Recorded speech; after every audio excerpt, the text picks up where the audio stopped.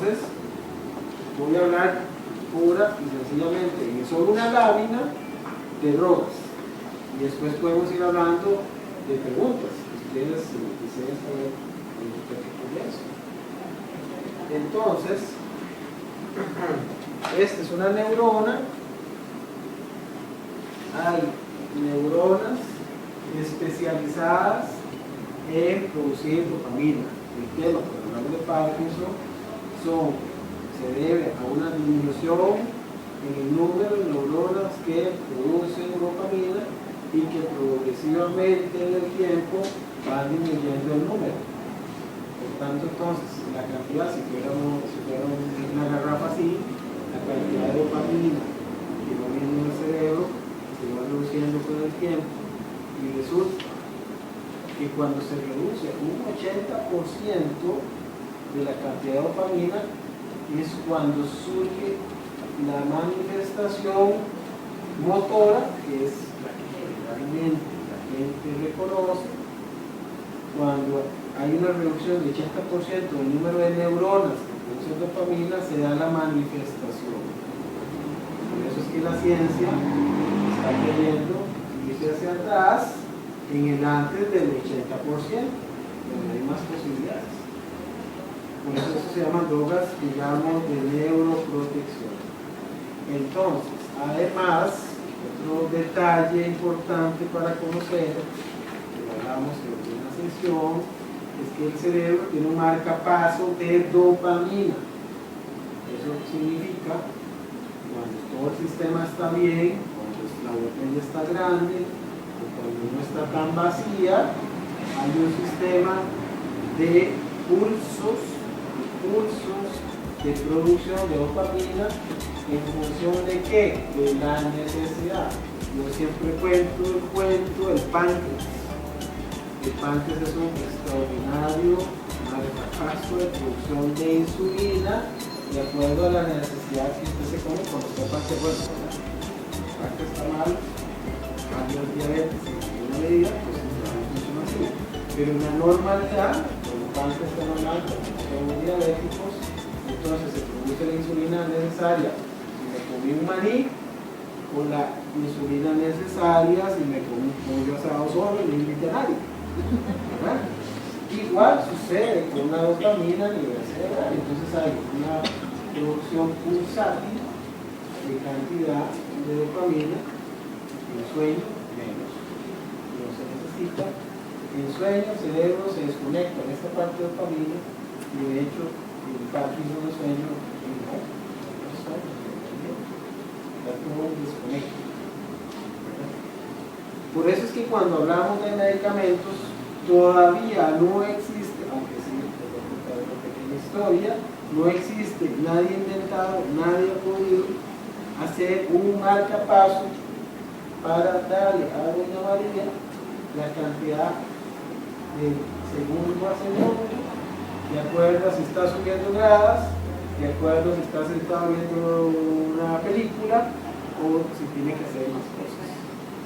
Por eso es que cuando hablamos de medicamentos, por eso doña María y a don Pedrito la cosa es diferente, ¿verdad? Y entonces hay que regular un poco.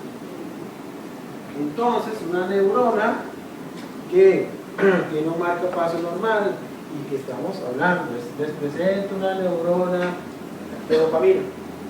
Hay otras neuronas que tienen otras cosas.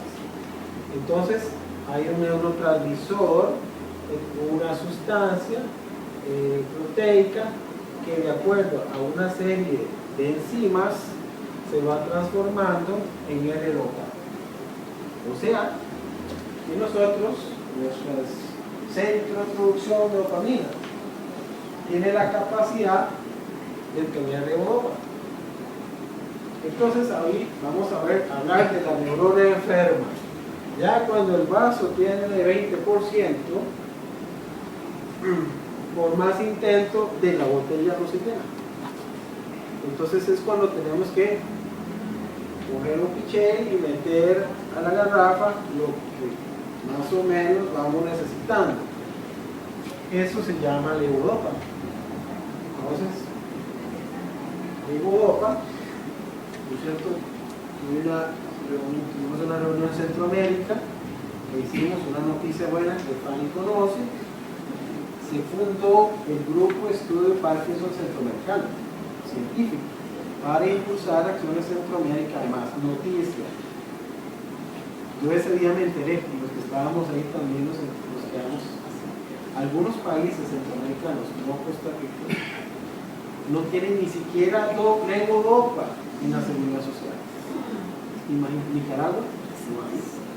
Honduras, y hace una receta y hasta donde llegue se acabó, y Guatemala igual. Entonces, levodopa es la sustancia que fue un descubrimiento de hace muchos años y que sigue siendo la droga por excelencia, el gold estándar, por supuesto, porque es la sustancia que está faltando. Y entonces en la garrafa que nosotros echamos al recipiente vacío, pero ahí entonces hay que saber cuánto echo. Puedo tener la tentación, como cuando empezó la Europa a surgir en la ciencia hace bastantes años, de meterle más de Europa, ¿verdad? La idea era, no, es tan bueno que llene de la garrafa, ¿verdad? Y sí, mejor, la lógica era, pero sabemos que tiene problemas. Y más le mete, más problemas vamos a tener. Entonces, de Europa, hablemos del primer medicamento. Supongo que todo paciente Parkinson debe pasar y debe usar levodopa en algún momento. Casi que también se convierte en un medicamento que ayuda al diagnóstico.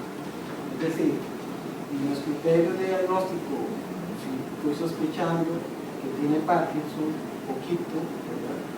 Se le da dopamina a la persona, se le llena la garrafa con esos pequeños mejoras, y eso ayuda al diagnóstico.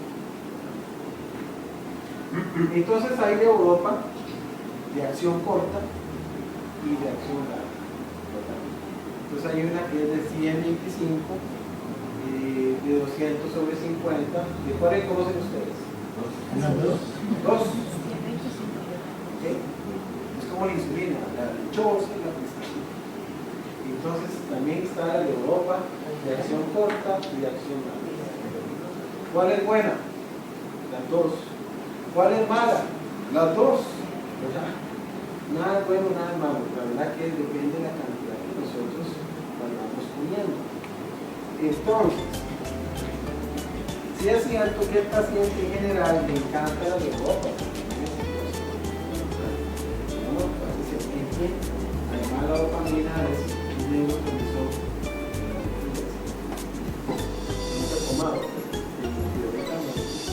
ayuda a eso. Entonces hay a veces una afinidad de tomar más. Ojo, no hay duda, y es un tema fundamental que tenemos que ir explorando en la asociación, es que el diagnóstico temprano permite el uso de dopamina de forma temprana y es más exitoso. Evita la pérdida de funcionamiento 7 años. Si uno traduce eso en gente con problemas de funcionamiento, problemas de caminar, de hacer sus cosas, de seguir trabajando, es algo muy importante hacer un diagnóstico temprano. Panamá hizo un estudio de qué tanto llegamos tarde al inicio del tratamiento y más o menos hablan 5 años, 7 años. Yo trabajo en un hospital clase A. Eso no significa que sea bueno, nada más que quiero decir con eso que para que alguien de atención primaria llegue a clase A debe primero pasar por el device, ¿verdad? Yo más bien ustedes cuéntenme a mí. Y para que se le dé levodopa a alguien tiene que llegar hasta aquí. Y el de abajo, aunque sepa y tenga voluntad, no tiene permiso de usar levodopa porque el libro azul de uso de medicamentos, libros oficiales de medicamentos, no, el ODM, oficial de medicamentos, entonces viene una lista. ¿Usted qué es? Usted es obstetra, puede usar eso. Usted es otorrino, eso. Es usted, ok. Tiene que sobre neurología, ella tiene ciencia en la poderes. ¿Verdad? Entonces, hay una barrera, estoy haciendo como comerciales, que estamos hablando de medicamentos, pero estamos hablando de realidades. Por eso es que para poder llegar hasta acá hay que pasar una serie de, y si el médico no sabía reconocerlo tempranamente, hasta que se va deteriorando, o a menos que alguien pegue un médico y busque arriba, y la amistad, y el conocido, o para una necesidad de consulta privada, etc. Esa es la historia natural. Entonces, levodopa, ¿qué es lo que hace la levodopa? Ustedes sabrán que es 125, 250. Es que es dopamina con carbidopa. ¿Por qué eso? Porque la levodopa debe transformarse en dopamina y es la que necesitamos en el cerebro, pero es la que nos hace daño en la sangre.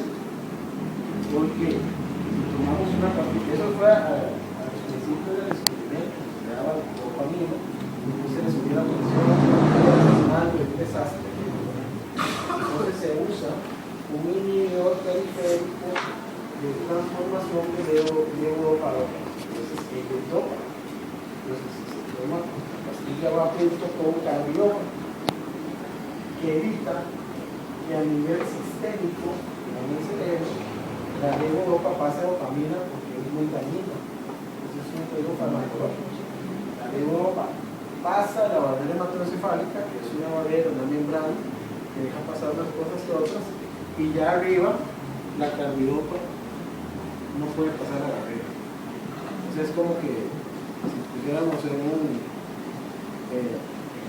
red de pesca, entonces el tamaño de la red evita que la carbidopa pase y entonces ya libre, pasando al cerebro, ya hace lo que necesitamos hacer.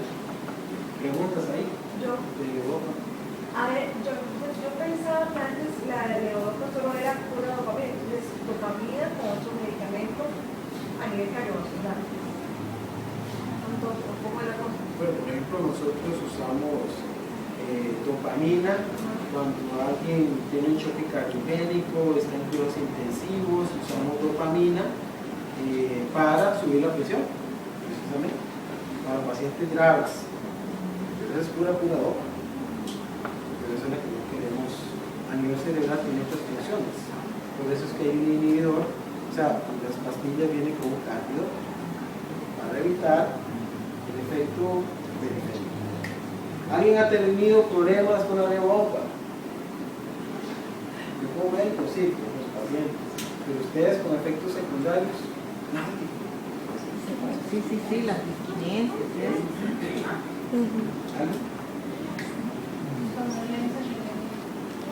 Doctor, ¿como cuáles efectos secundarios? Lentitud.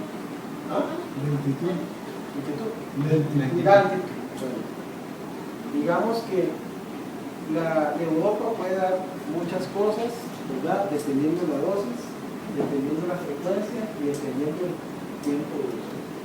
Ok, pero vuelvo a decir, es la más importante, es la que necesitamos y es la que el cerebro necesita. A un paciente le puede dar somnolencia así, a un paciente se le puede bajar la presión al inicio del tratamiento, a otro paciente le puede dar diarrea.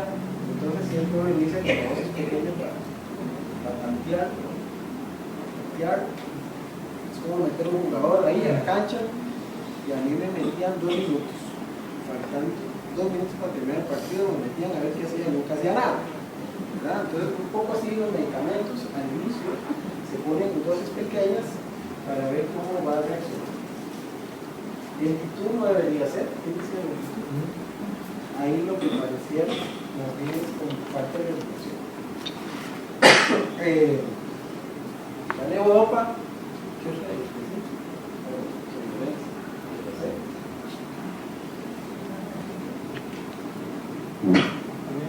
Tengo un estudio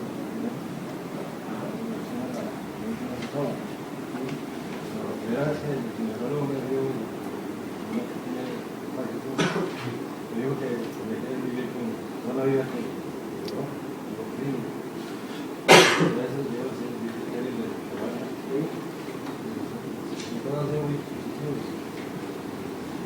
Yo no sé, tenemos muchos síntomas que no tenía. Por ejemplo, hipertensión prostática. ¿Como cuál? Hipertensión prostática. Los están los objetivos, muchos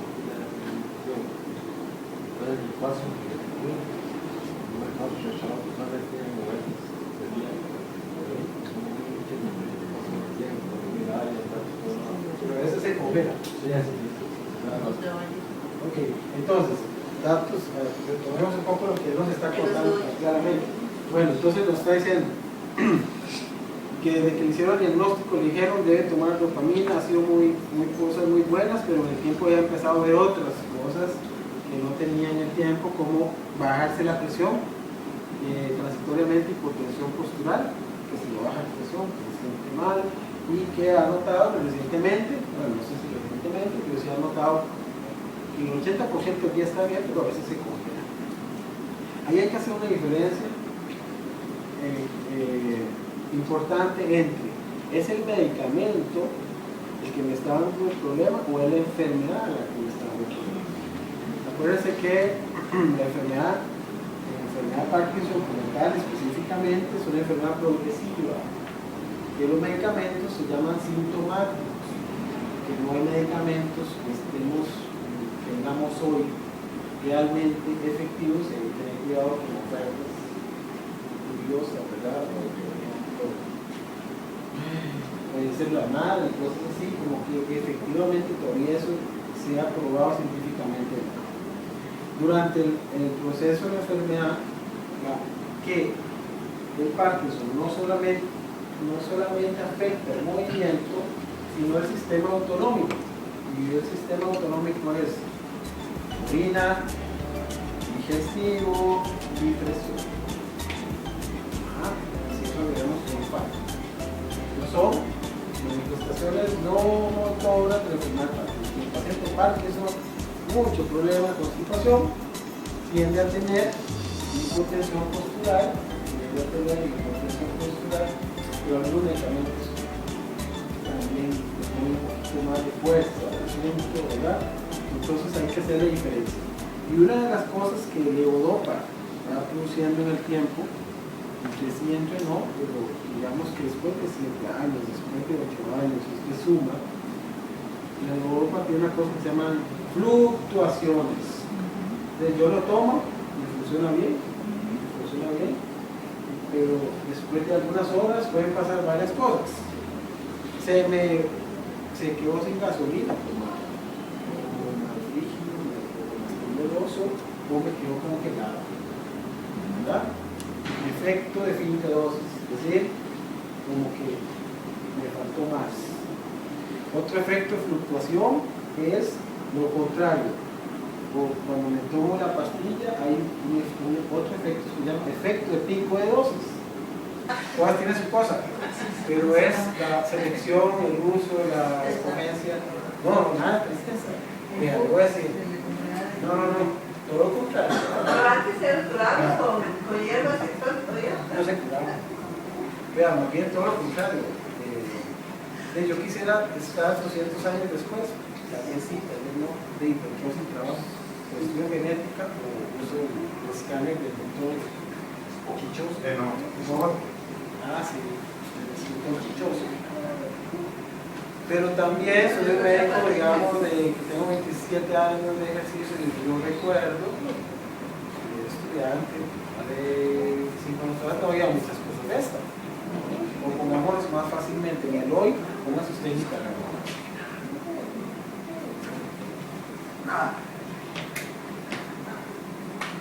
Muy bien. Y el que tenga poco dinero no hay público. ¿Verdad? Entonces, todo es relativo, nada de tristeza. Tenemos cosas, pero tenemos cosas para luchar, para generar e impulsar accesibilidad. Eso es un tema. Y también ayudar a otros a hacer diagnóstico temprano.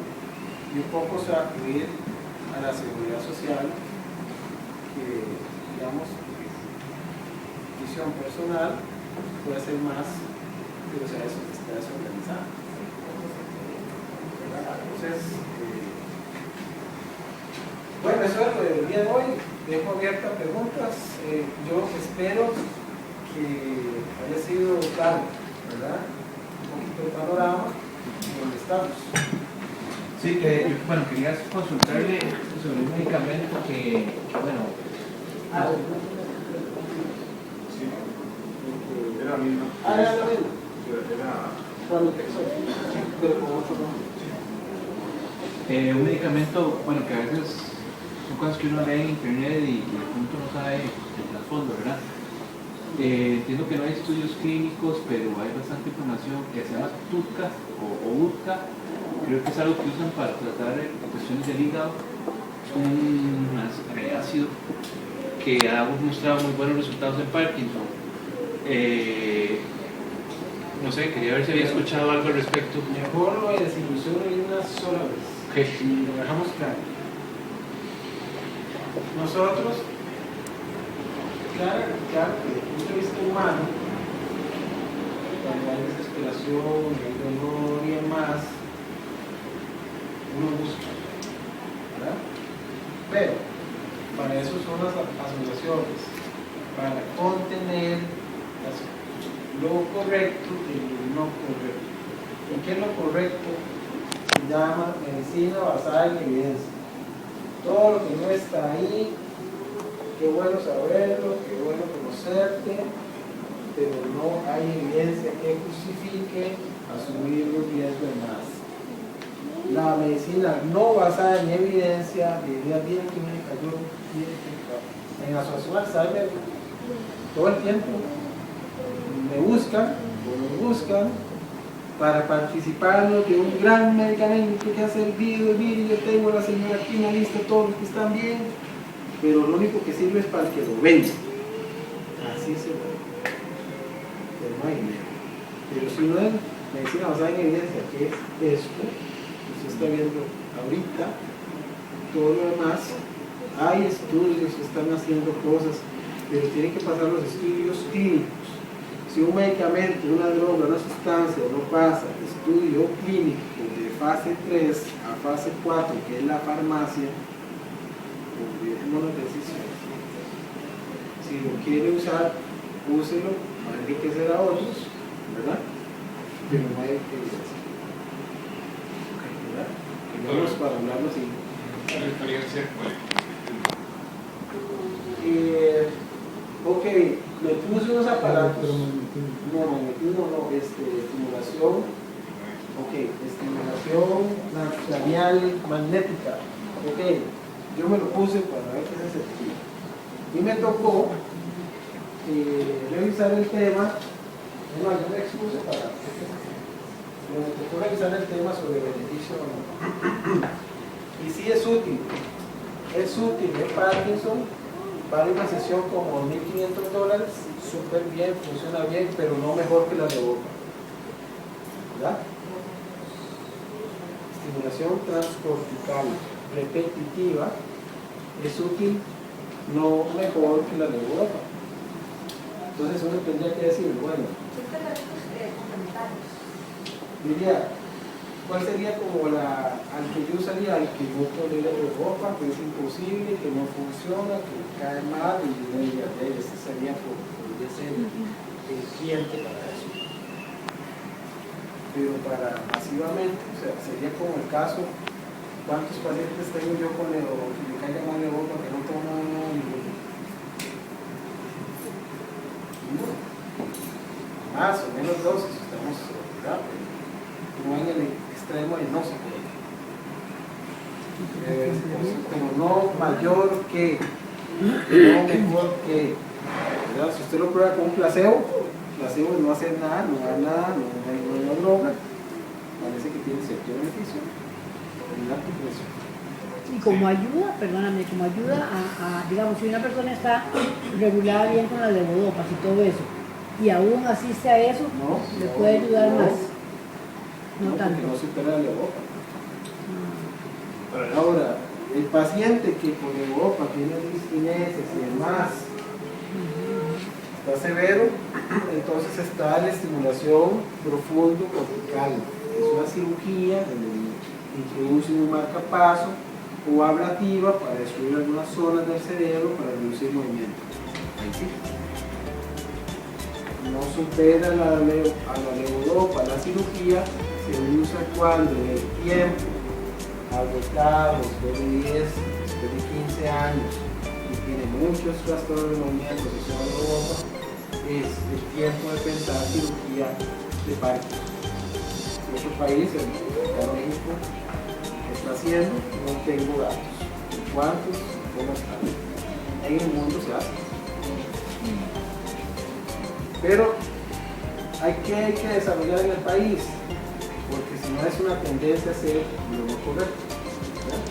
Y tiene que haber un crecimiento en el país de centros de Parkinson, clínicas de Parkinson, para que la escogencia del paciente sea la correcta. Y en palabras de mi profesor, el presidente de la Asociación Panamericana de Parkinson, una eminencia de los más importantes del mundo, que dirige un hospital de Parkinson, a él le llegan los pacientes operados de Parkinson porque es transitorio. Y después se los devuelven a él a seguir dando de boca. Entonces, ok, saber que existe, pero tenemos tantos otros pasos que hacer que pensar en eso hoy, teniendo, me parece que todavía no. Sí, desarrollar clínicas de Parkinson.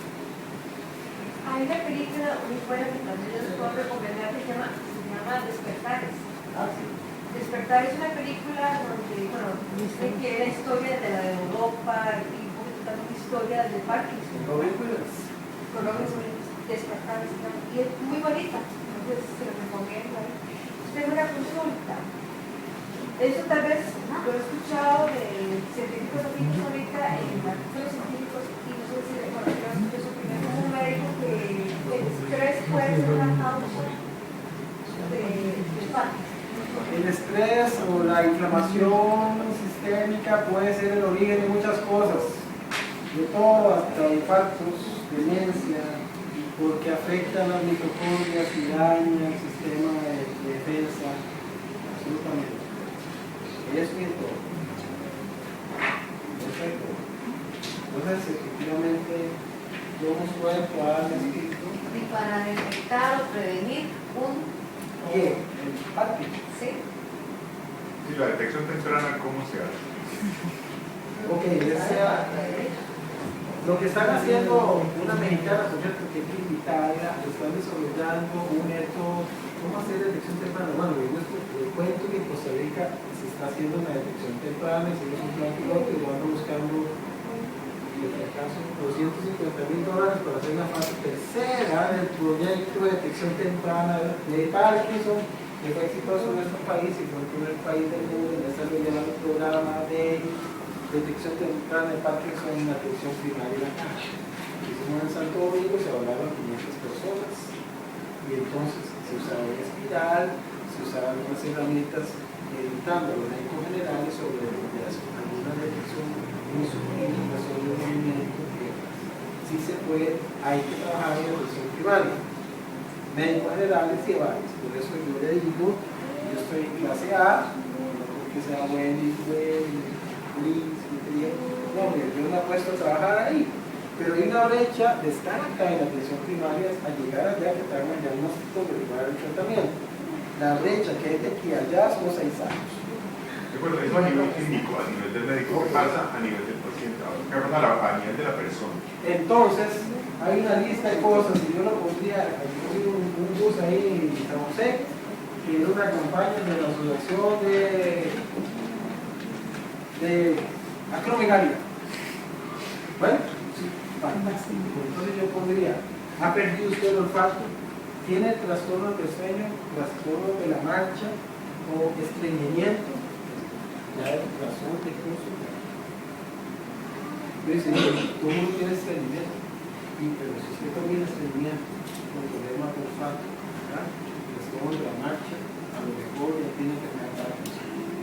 Que usted la consulta es un médico general. y en los 12 minutos que tiene va a ir Posiblemente Ok. le decís eso y él tampoco oye. poquita a poco. Por eso hay que crear una sensibilidad de detección temprana de los ojos. Pero los primeros manifestaciones de Parkinson no son los trastornos de movimiento, son los autonómicos. ¿verdad? Trastornos miccionales, constipación, trastornos del sueño, cambios del humor, depresión, trastornos del olfato. Ok, un montón de gente tiene eso. Bueno, es una combinación. No se me asuste. Yo dormí mal ayer. O sea, no es un día que durmió mal, es algo que viene sucediendo. Pero, ¿verdad? Tranquilo, vamos bien. Pero así se ve una campaña. Pero que hagan con eso y ahora voy a consultar, es que el tema es crear una estructura de la mano con evaluadores. Pero usted sabe que los dioses del Olimpo están ahí arriba y no bajan. Yo sí creo que hay que bajar. El proyecto de detección temprana bajamos. Y esa fue el éxito. Digo porque ha habido otras campañas en relación con otros padecidos de detección temprana. Y siento que el Parkinson es una enfermedad que no solo por una cantidad por la población, sino poco atendida. En este sentido, a nivel de medios. Nos toca. Claro. Nos toca. Doctor, ¿qué tanto define? Bueno, no se sabe del todo, tal vez un 80-20.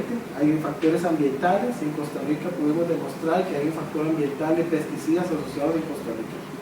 En el grupo de investigación que yo trabajo, detectamos niveles de pesticidas en sangre muy elevados en una población expuesta, y los que tenían pesticidas probablemente demostrado 4 veces más de lo normal en poblaciones norteamericanas tenían más trastornos de movimiento y Parkinson. Ahora, tal vez lo que a uno le interesa son los factores ambientales relacionados, porque los genéticos no puede usted interferir sobre ellos marcadamente. A veces hay que conocer más. El genoma humano se empezó a divulgar y entender esto hace unos 15 años atrás, y ahora hacer un genoma humano ya cuesta $1.500, que antes eran $10 millones, y ahora vale $1.500, entonces está permitiendo conocer cada vez más genes, como eso, que tiene una laminilla.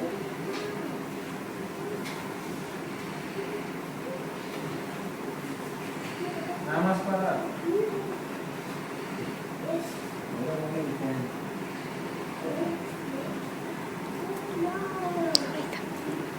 Con esto termino.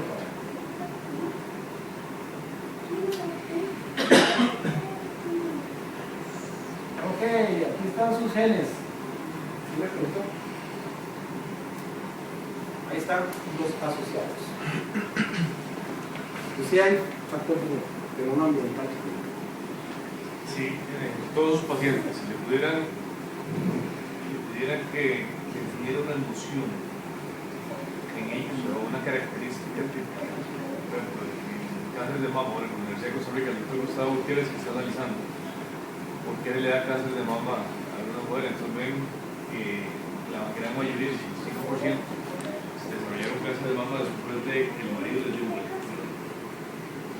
Usted puede identificar alguna emoción que causara Una emoción.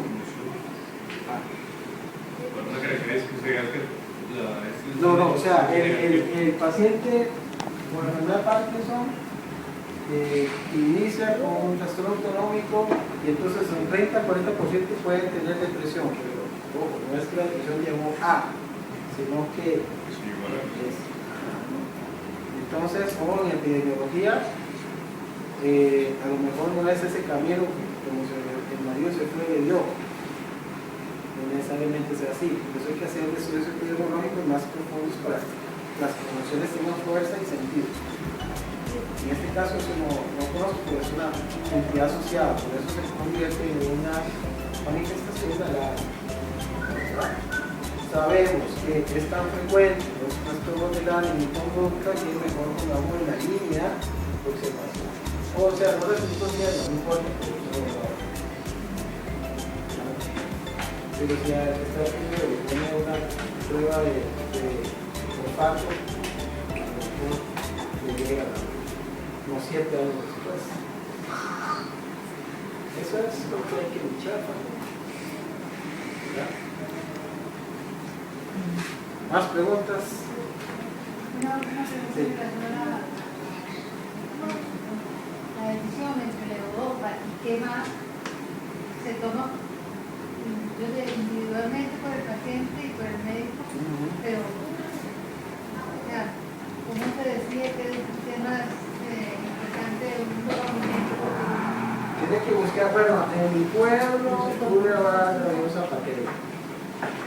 Entonces, tiene usted que, pero no todo el mundo iba a ese zapatero, usted tiene que ir a, era cuando no había día con mi abuelo, yo acompañaba a mi abuelo a una zapatería que se llamaba La Isla, en Plaza Víquez. Y yo ahí, ¿usted conoce La Isla? Zapatero ahí. Bueno, quiero decirles que no es un tema de zapatos, es que mi abuelo iba a donde se sentía cómodo que le hicieran los zapatos. Tiene que ir a buscar a alguien que sepa el tema, que sepa hacer los zapatos y que se sienta con esa, digamos, tranquilidad de llevarle ese luz que como así. ¿Verdad? Porque, sí, es lo contrario. Yo espero que tengamos profesionales porque hay que ser realistas. O sea, si uno no educa a los profesionales, esto no va. Y entonces se hace la brecha más grande.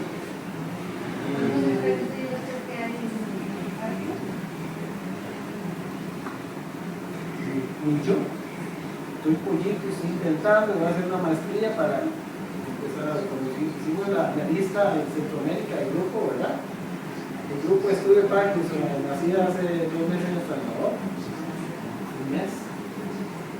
¿Cuántos hay especialistas en movimiento específicamente en Costa Rica? Eso específico. En El Salvador hay 2. Y en Nicaragua, donde no hay Europa, hay 1. ¿Verdad? Y en Honduras no hay. Digamos como, digamos, es especialista en eso. O sea que, digamos, entonces hay que estudiar un poco más. Pero, digamos, como especializado en eso, gestión de movimiento. Pero, digamos, los dedicados son neurólogos, que más estudiar eso. Ahora, usted tenga un título, no significa que sepa o que le guste o debe paso a eso.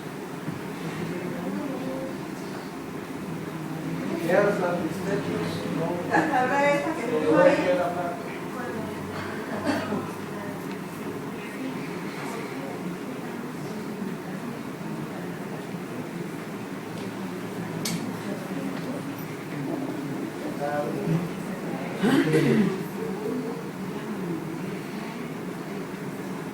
Bueno, ok.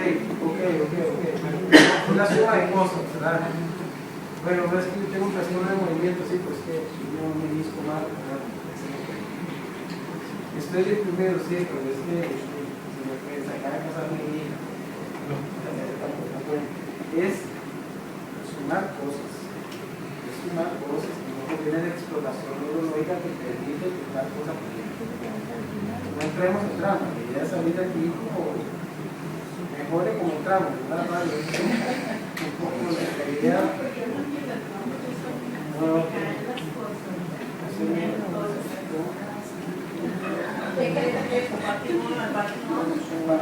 ¿Quiénes? Asociados. Bueno, vino la primera clase. Muchachos, buenas tardes. La solución la hacemos las personas y la